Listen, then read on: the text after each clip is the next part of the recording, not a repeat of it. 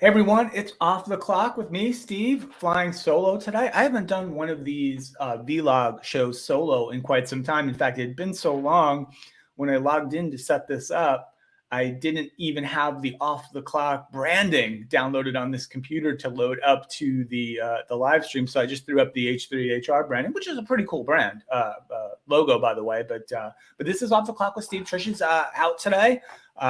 So it's just me, but I have some news I want to talk about today. I'm sure you heard this, right? On Monday, late on Monday, a federal judge struck down the CDC's federal mask mandate requirement for airplanes, airports, public transportation, et cetera, et cetera. It happened on Monday. In fact, it was so sudden, I even read that some planes that were in midair on Monday when the ruling got announced, pilots actually came on the intercom on the plane and said, hey, the mask mandate has been lifted, so feel free to take off your mask, like in mid-flight, which I think was kind of crazy, but that happened in a couple of instances. I actually flew yesterday. I had 2 flights yesterday, and it was spent a ton of time in airports because both the flights were delayed. And it was really weird and different, right? After 2+ years probably now of masking up for travel, to have that suddenly be optional was weird and different. And I would say probably, in my estimation, of the folks that I saw and the folks that were on the planes that I was on, maybe 30% of folks were still masked up and really hadn't changed what they were doing with masks compared to prior to that ruling being issued. But lots and lots of folks, particularly in the airport itself, just kind of walking through the terminals, lots and lots of folks unmasked. And even the flight attendants on certainly the second flight for sure were not masked either. I was on a Delta flights, and I know that I've read, and I've not talked to any of the flight attendants specifically, but I know that I've read the flight attendants themselves are actually pretty happy that this mandate has been lifted, just because they don't have to fight with passengers anymore about it. And we've seen so many stories about passengers just failing to comply or getting tired of it, especially in the latter days of the pandemic. So it was interesting. We'll see what happens. Hopefully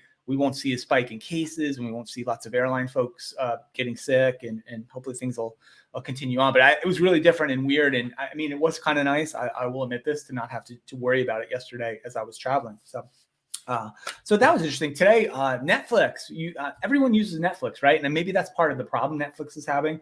Netflix announced today, I believe, that they lost subscribers in the first quarter of 2022. It was the first time in the history of Netflix they had actually lost subscribers on a quarterly basis. And so what happens when companies issue bad news these days in a particularly volatile market? The stocks got hammered today. It's down 36% in one day. It's basically given up like a couple of years worth of run up in Netflix stock. And I thought about it when I heard the news this morning on the business news about Netflix. I'm like, boy, I don't really watch a ton of Netflix anymore either, I feel like.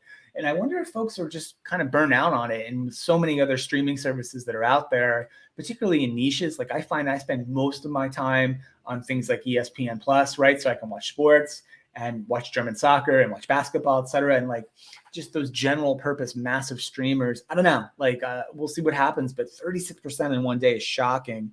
And I guess password sharing is another issue that apparently Netflix has got to figure out a way to crack down on, with folks just kind of handing out their passwords to friends and family members who don't live with them. And I guess that's technically not allowed either. But we'll see what happens. I still have Netflix, but I got to tell you, I've thought about getting rid of it myself. And that news today hasn't made me think any differently.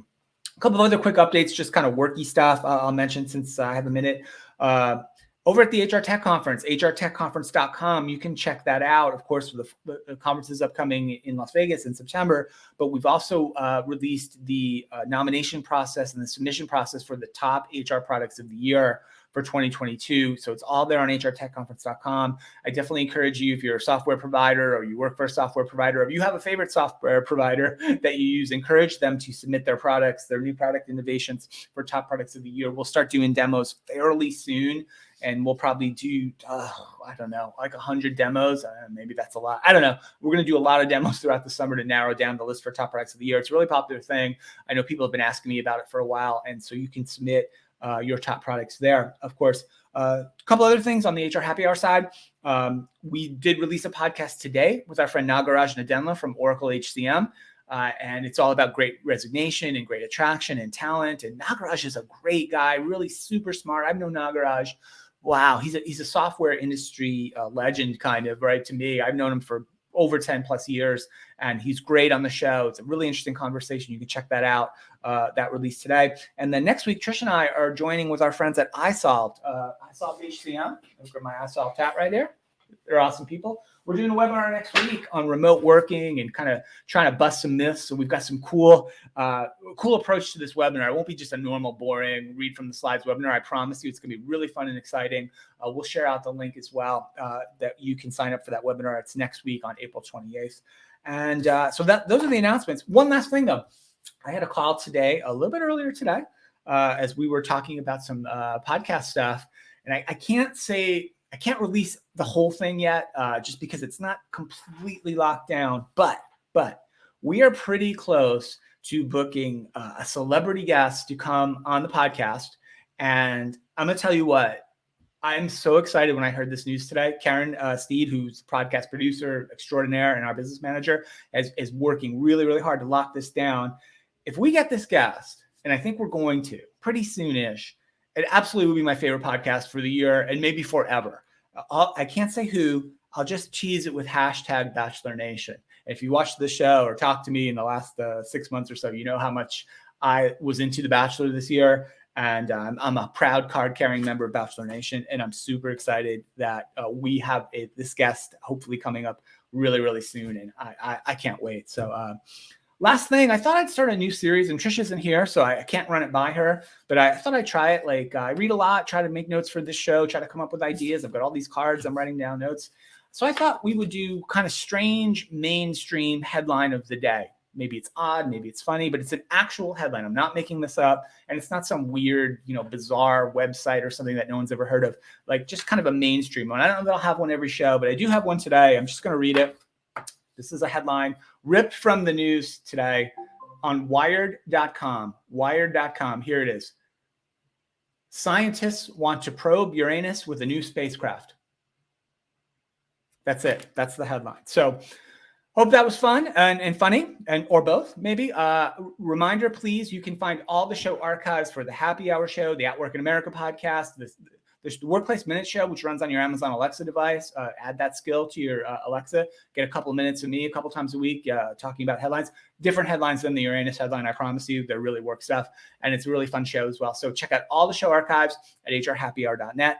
Thanks so much for hanging out with me for a few minutes today. Trish and I will be back on Friday, I promise, and the show will be much better Friday. Definitely. Only way to go is up. So thanks so much for listening. We'll see you on Friday.